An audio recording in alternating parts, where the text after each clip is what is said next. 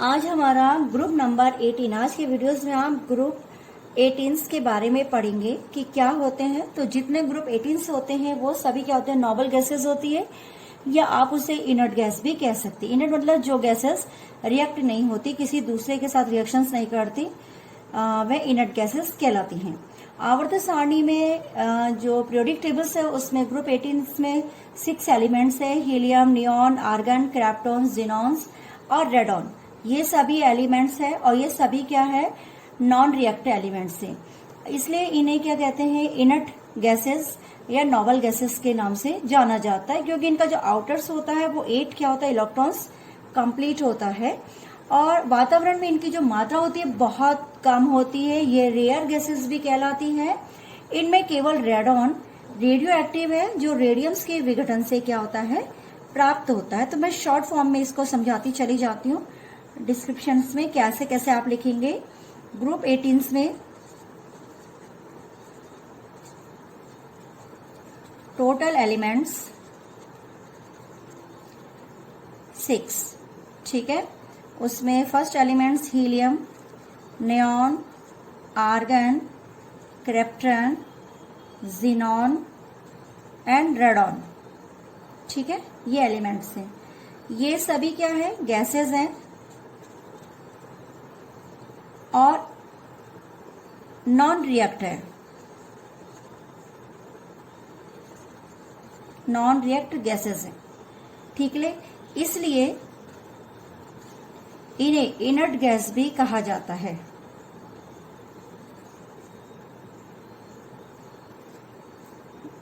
और novel gases, novel others, novel gases भी कहा जाता है। ये वातावरण में बहुत कम मिलती है।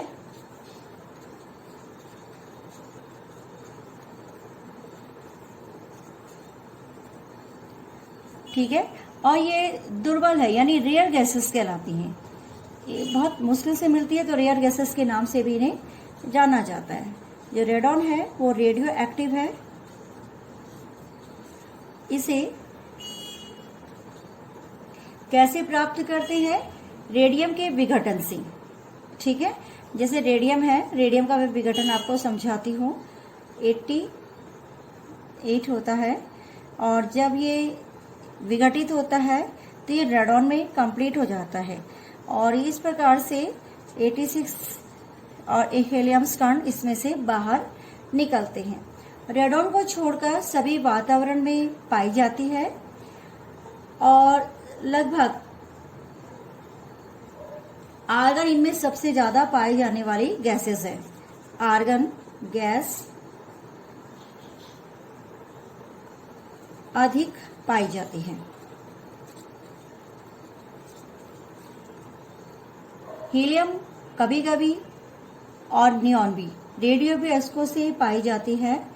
और जैसे हम कह रहे हैं कि हीलियम का जो ये एक प्राकृतिक, हीलियम का जो मुख्य संगत है वो प्राकृतिक गैस है। जिनॉन और रेडॉन सबसे कम मात्रा में पाई जाती है। जिनॉन और रेडॉन ये सबसे कम पाई जाती है, सबसे कम प्रकृति में पाई जाती है, ठीक है। अब आते हैं इनके इलेक्ट्रॉनिक कॉन्फ़िगरेशंस में।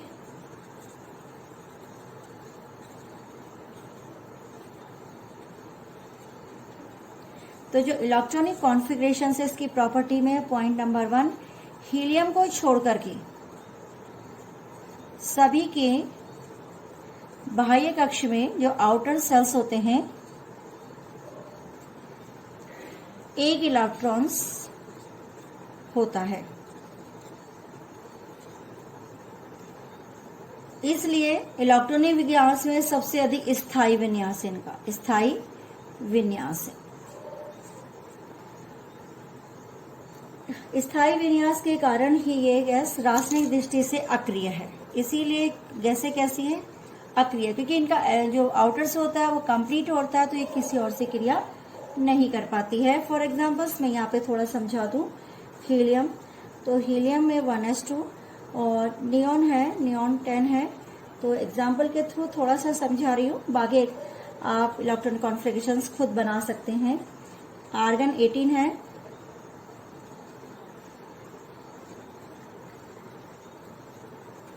इस टाइप से थर्ड क्लास इसकी कंप्लीट होती है। अब इसका जनरल ट्रेंड्स इन प्रॉपर्टीज है, मतलब जो जनरल प्रॉपर्टी है वो क्या क्या है।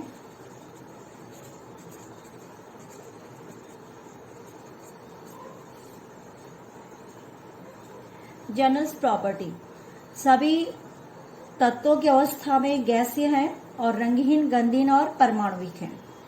ये पहला पॉइंट है, रंगहीन, गंधहीन और परमाणुविक है। पॉइंट नंबर 2, ये जल में बहुत कम विलय है।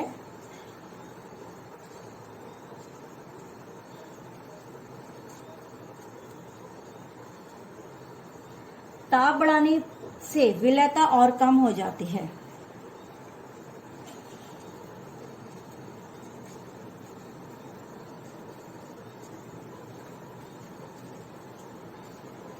ठीक है। और फिर इसके जो आणविक है, समूह में ऊपर से नीचे आने पर इसकी आणविक त्रिज्या बढ़ जाती है।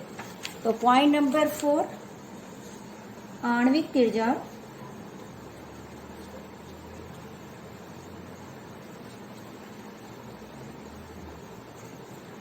बढ़ जाती है। इलेक्ट्रॉन बंधुता, जो इलेक्ट्रॉन बंधुता है वो स्थायी इलेक्ट्रॉन्स के कारण इलेक्ट्रॉन ग्रहण करने की जो क्षमता इसमें नहीं रहती है, इसलिए इलेक्ट्रॉन बंधुता इसका क्या होता है, धनात्मक होता है। क्योंकि किसी से इलेक्ट्रॉन से ले नहीं पाता है तो इलेक्ट्रॉन बंधुता इसकी क्या, धनात्मक। उसके बाद गलनांक एवं क्वथनांक, ठीक है। क्योंकि ये कमजोर है, क्योंकि इसमें कमजोर बल उपस्थित होते हैं, तो ये इनके जो गलनांक और क्वथनांक होते हैं वो कम होते हैं।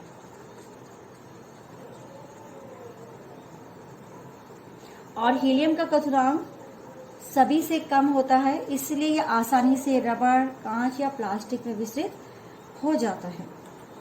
ठीक है। मगर अगर हम समूह में नीचे की ओर आ रहे हैं, समूह में नीचे आने पर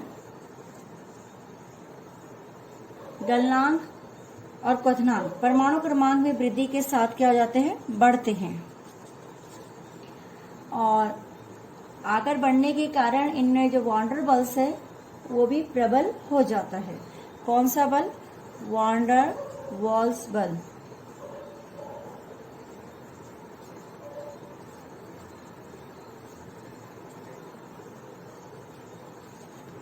ठीक है।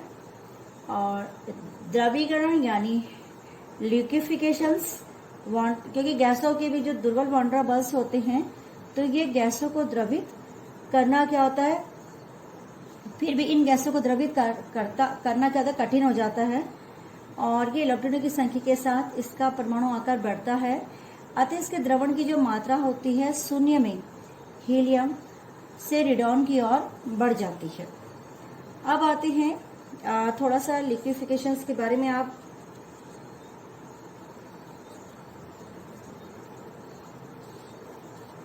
द्रवीकरण, हिंदी में द्रवीकरण कहते हैं। इनके बीच जो दुर्बल वॉन्डर्स बल होता है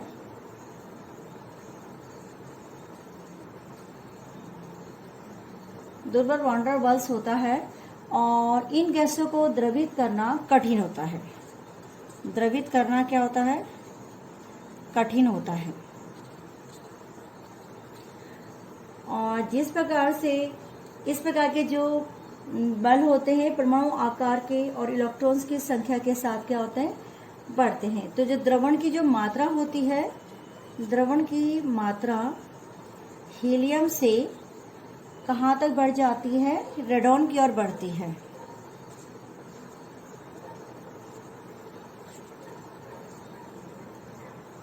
ठीक है। अब आते हैं गलन और वाष्पन में।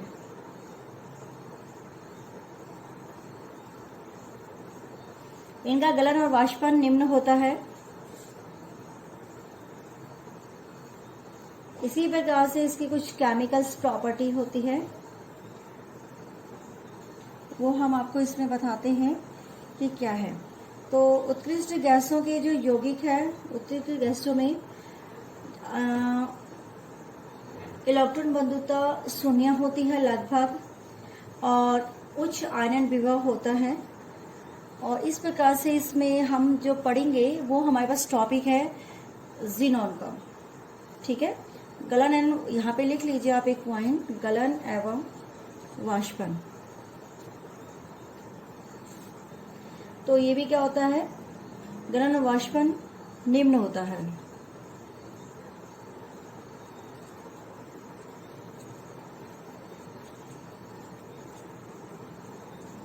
लो होता है। अब आते हैं हम जीनॉन्स के, जो हमारे पास टॉपिक है, इसमें केमिकल प्रॉपर्टीज भी हैं कि आप उत्कृष्ट गैसों के बारे में क्या क्या जानते हैं।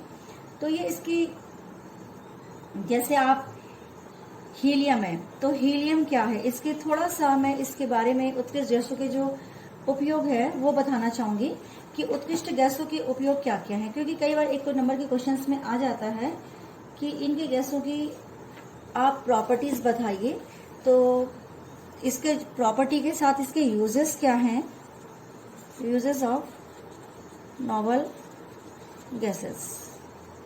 तो देखिए, जैसे हम हीलियम पढ़ रहे हैं, पहला पॉइंट है मेरा हीलियम। हीलियम क्या है, हल्की और अज्वलनशील है, हल्की और अज्वलनशील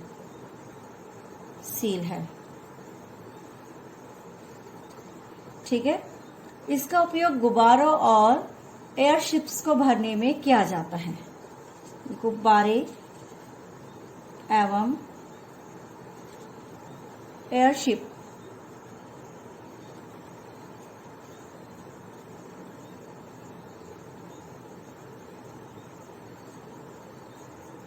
भरने में किया जाता है। एक नंबर्स के क्वेश्चंस पूछे जाते हैं इसमें से। हीलियम्स के, और जो हीलियम और ऑक्सीजन के मिश्रण का जो उपयोग गोताखोर को सांस लेने के लिए, पॉइंट इसमें गोताखोर भी लिख सकते हैं, गोताखोर सांस लेने में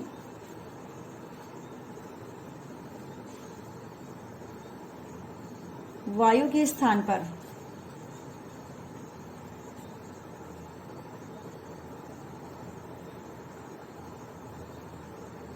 करते हैं। ठीक है, और जिसका कारण होता है, कारण मैं लिख नहीं रही हूँ, केवल बता रही हूँ। इसका कारण यह है कि उच्च दाब पर मानव रक्त में जो हीलियम होता है वो नाइट्रोजन की तुलना में बहुत कम विलय होता है। अब आते हैं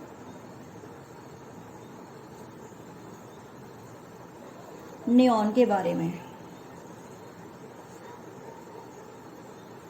नियॉन का मुख्य उपयोग नियॉन लाइट्स में किया जाता है।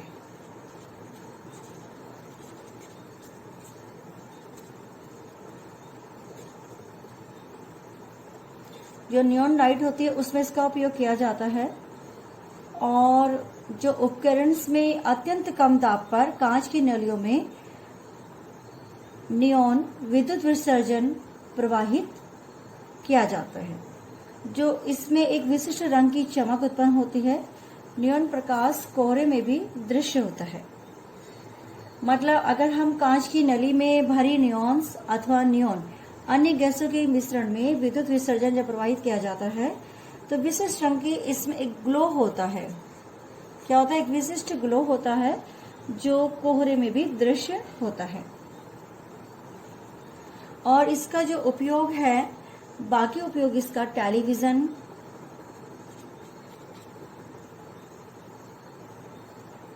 सेटों में,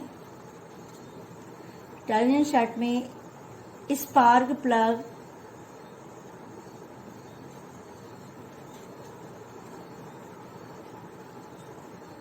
इसमें किया जाता है। ठीक है, और सावधान करने वाले, सबसे इंपॉर्टेंट, आप रोड में देखते हैं ना, सावधान करने वाले संकेतों में भी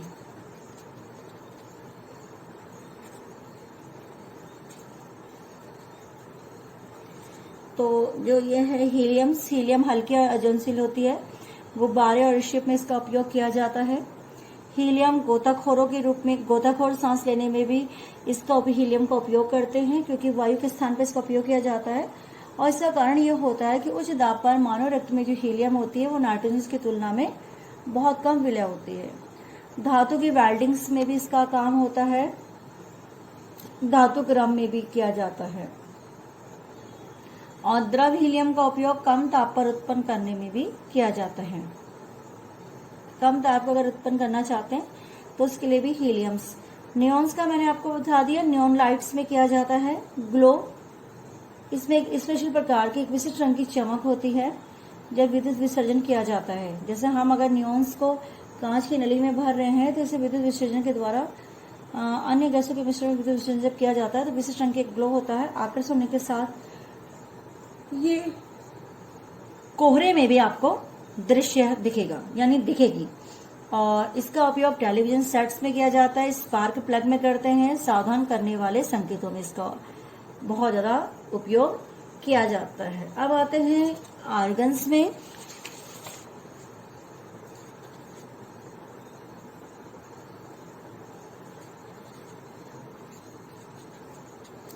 आर्गन्स में इसका उपयोग बिजली के बल्ब में भरने के लिए,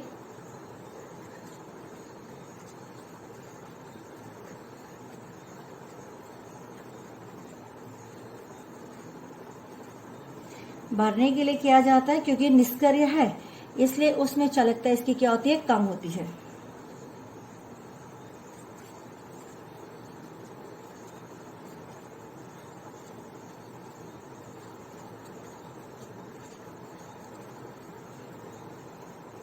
निष्क्रिय वातावरण बनाने में भी आर्गन्स उपयोग किया जाता है। अगर आपको कहीं पर ऐसा लगता है मुझे निष्क्रिय वातावरण बनाना है, कोई क्रिया ना करे, निष्क्रिय वातावरण बनाने में भी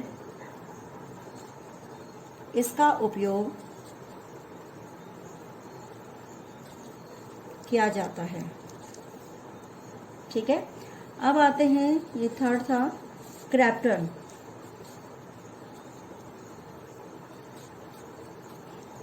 क्रैप्टन इसका उपयोग परमाणु लैंप बनाने में किया जाता है।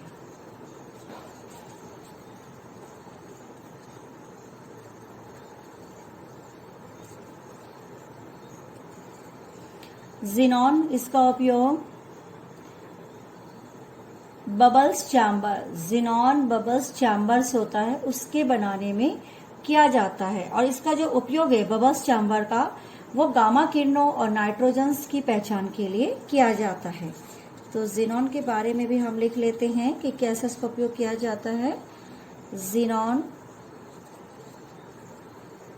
बबल चैम्बर में इसका उपयोग किया जाता है, जिसका उपयोग गामा किरणें और नाइट्रोजन्स की पहचान के लिए किया जाता है। ठीक है, ज़ीनॉन का उपयोग ये है। उसके बाद आते हैं रेडॉन। ये कैंसर्स के रेडियोथेरेपी में किया जाता है। कैंसर की रेडियोथेरेपी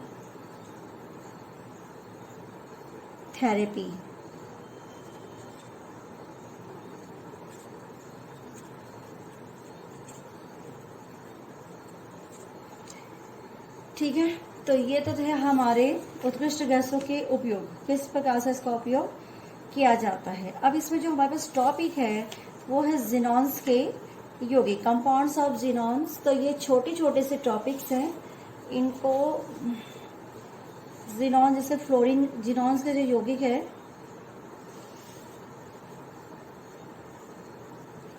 तो ये मैं इसी के साथ कंप्लीट करा रही हूँ ताकि पूरा आपके पास एक कंप्लीट सेट हो जाए। तो देखिए ज़ीनॉन के हम आज टॉपिक जो हमारा है वो ज़ीनॉन है। ग्रुप 18 में हम केवल ज़ीनॉन पढ़ेंगे। ठीक है, कंपाउंड्स ऑफ ज़ीनॉन।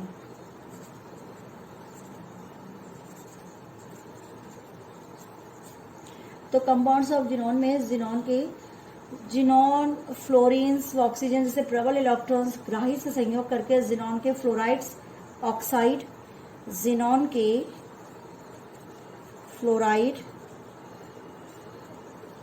ऑक्साइड और ऑक्सी फ्लोराइड इत्यादि बनाता है। जिनॉन के फ्लोराइड ऑक्साइड ऑक्सीफ्लोराइड्स इत्यादि बनाता है। तो फ्लोरीन से क्रिया करके वो बनाएगा जिनॉन। और इसी प्रकार से छोटे छोटे से टॉपिक इसके अंदर है। तो सबसे पहले हम जिनॉन डाइफ्लोराइड्स, जिनॉन के फ्लोराइड्स पढ़ेंगे, फ्लोराइड्स ऑफ जिनॉन। टॉपिक देखिए आप हमारा,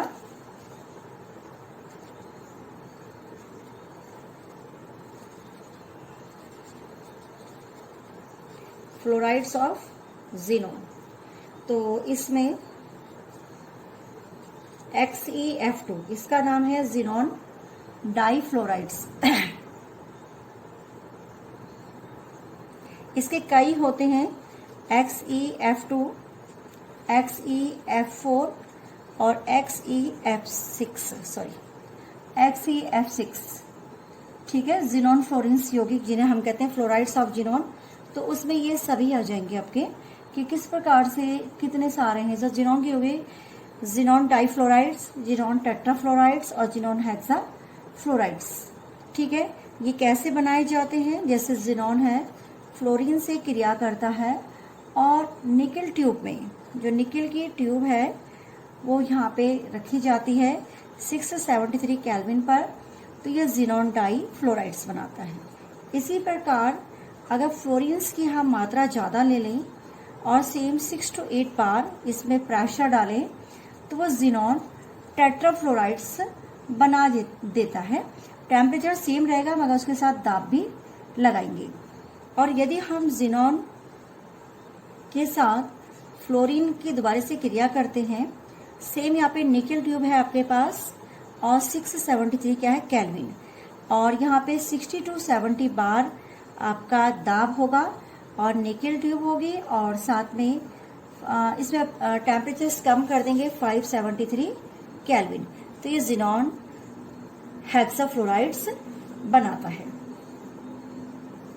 ठीक है, इस प्रकार से बनता है। जिनॉन हेक्साफ्लोराइड्स को हम एक अन्य विधि से भी बना सकते हैं, इसी वाले को। तो इसको जिनॉन टेट्राफ्लोराइड्स की क्रिया जब हम F2O2 से कराते हैं तो ये जिनॉन हेक्साफ्लोराइड्स और प्लस ऑक्सीजन बनाता है 143 केल्विन पर। इसका दूसरा मेथड्स भी है O2F2। तो ये सब क्रिस्टलेट होस है, ध्रुवपातन में 390 केल्विन पर इनका हो जाता है। बाकी इसके यहाँ पे आपको दिख रहे हैं। तो इसके मैं स्ट्रक्चर्स बनाती हूँ। पहले एक निकेल, मतलब इसका डिस्क्रिप्शंस आपको केवल एग्जाम में मोस्टली ज़्यादातर इसमें केवल आपके इसके ये पार्ट आएंगे कि किस प्रकार से आप इसमें करते हैं। ठीक है, तो 6 to 8 बार में जिनॉन हेक्सा टेट्राफ्लोराइड्स बनेगा और ये इस प्रकार से बनेगा। ठीक है, तो यहाँ पर आपके पास मैंने ये ऐसे भी दिखा दिया है। तो अब इसके स्ट्रक्चर्स बना लेते हैं। पहला वाला है आपका जिनॉन डाइफ्लोराइड्स XeF2।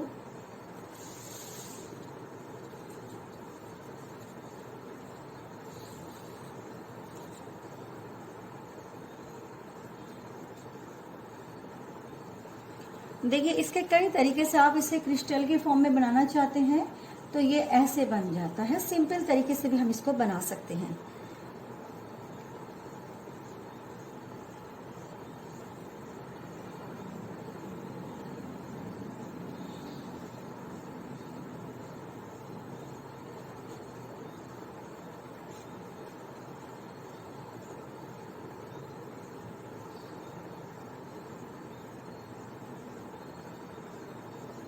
ये है, आप इसको चाहें तो ये ऐसे करके ऐसे भी, मतलब बनाने को आप ऐसे भी बना सकते हैं। ठीक है, तो ये आपका जिनॉन, ये लीनियर इसकी स्ट्रक्चर्स होता है, रेखिक स्ट्रक्चर्स कहते हैं। और इसमें जो संकरण पाया जाता है वो होता है sp3d संकरण इसमें पाया जाता है। ठीक है, अब आते हैं XeF4। तो सिंपल है, फिर आप जिनॉन लेंगे,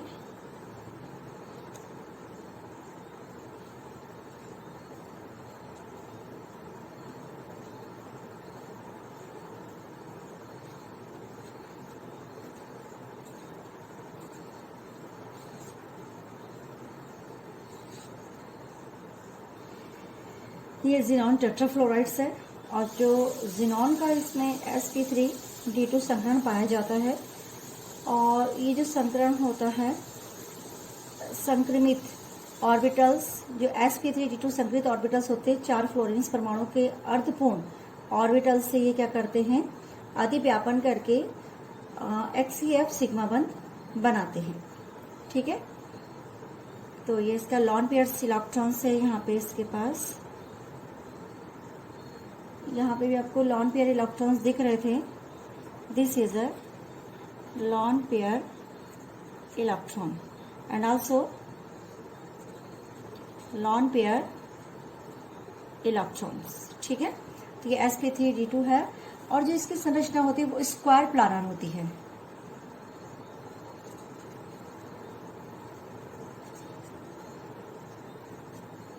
जिसको कहते हैं समतलीय वर्गाकार। अब आते हैं हम तीसरे जिनॉन हेक्साफ्लोराइड्स में। ठीक है, तो जिनॉन हेक्साफ्लोराइड्स का स्ट्रक्चर्स जैसे आपको मालूम ही है कि किस प्रकार से हम जिनॉन हेक्साफ्लोराइड बनाएंगे, तो यहाँ पर मैं आपको समझाती हूँ। आपने स्ट्रक्चर्स में जैसे अभी तक बनाया था, जिनॉन बीच पे रखना है, केवल फ्लोरीन यहाँ भी आ जाएगा, फ्लोरीन यहाँ भी आएगा, ये रहा। ठीक है, ये है डिस्ट्रॉयर यानी विकृत स्ट्रक्चर्स हो जाता है इसका, इसको कहते हैं डिस्टॉर्टेड ऑक्टोहेड्रल। ठीक है, डिस्टॉर्टेड ऑक्टोहेड्रल्स, और इसमें जो संकरण पाया जाता है वो sp3d3 पाया जाता है। ठीक है, तो ये आपके स्ट्रक्चर्स हो गए हैं जहाँ पे आपने जिनॉन के फ्लोराइड्स में हेक्साफ्लोराइड्स, टेट्राफ्लोराइड्स और डाईफ्लोराइड्स के बारे में जानकारी ली।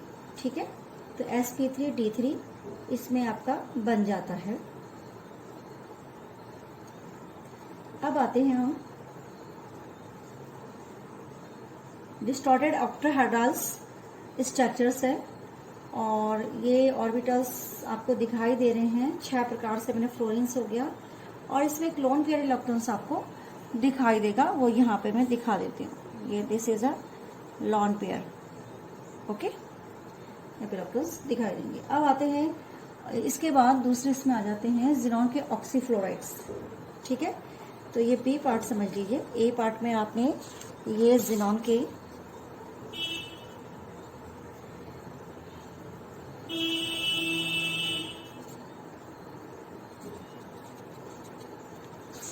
बी पार्ट में आप पढ़ेंगे जिनॉन के ऑक्सीफ्लोराइड,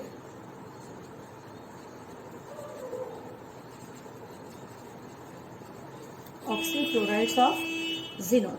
तो जिनॉन के ऑक्सीफ्लोराइड्स में जिनॉन ऑक्सीफ्लोराइड्स सर्वाधिक महत्वपूर्ण है, ये वाला XeOF4, इसको बोलते हैं xenon oxy tetrafluoride. Xenon oxy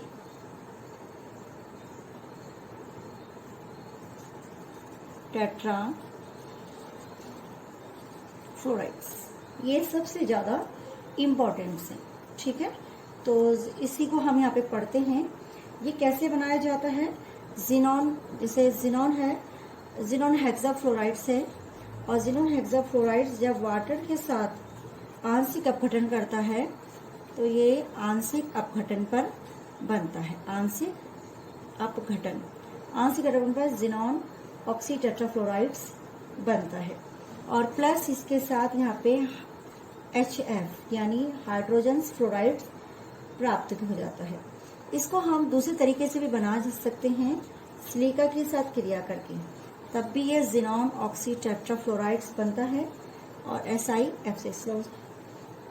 तो ये इसके वो हैं। और इसका स्ट्रक्चर्स किस प्रकार से बनता है,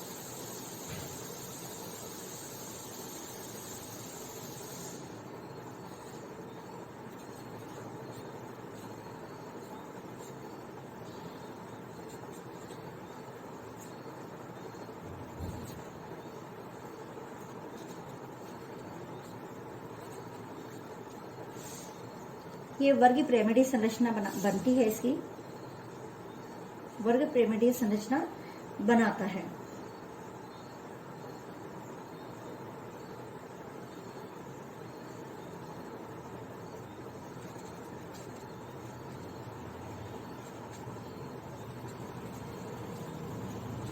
वर्ग पिरामिडीय संरचना बन जाती है।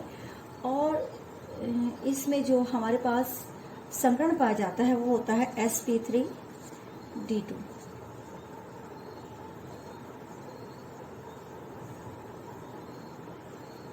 sp3d2 संकरण पाया जाता है।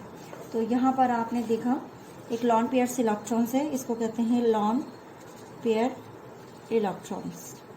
और बाकी आपको यहाँ पे दिखाई दे रहा है sp3d2 संकरण पाया जाता है। तो यहाँ पर जिनॉन के ये सबसे इम्पोर्टेंट है, ये इसमें है। अब जिनॉन के ऑक्साइड आते हैं, ये ऑक्सीफ्लोराइड्स था। अब आते हैं ऑक्साइड्स ऑफ जिनॉन।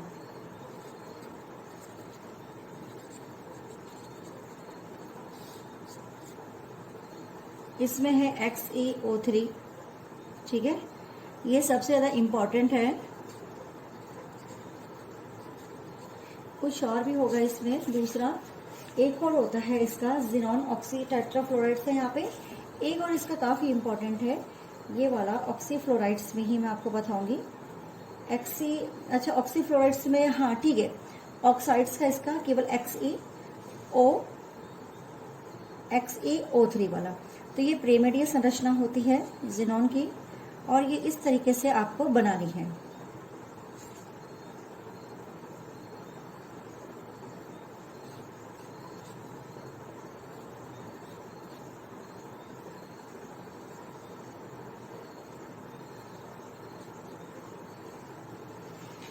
इस तरीके से बनती है और इसमें sp3 संकरण पाया जाता है और जिसके स्ट्रक्चर्स होता है पिरामिडीय होता है।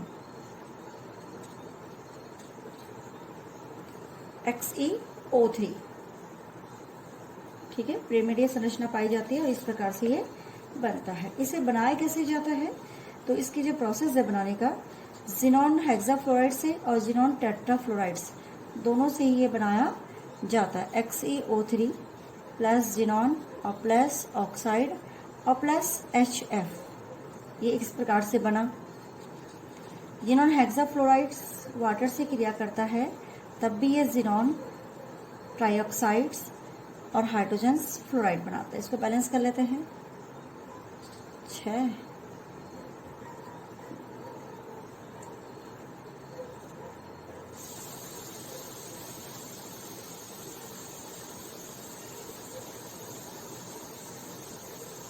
ये रहा। तो इसके बनाने का ये प्रोसेस है।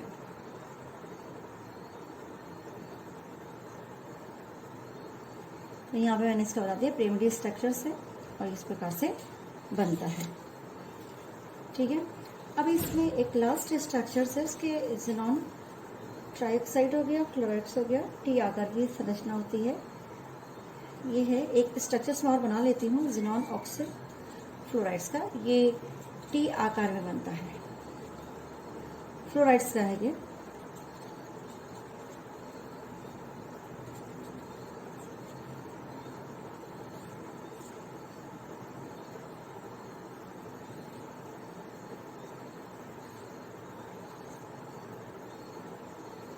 This is a lone pair and also lone pair, यहाँ पे बन जाएगा। और यदि इसमें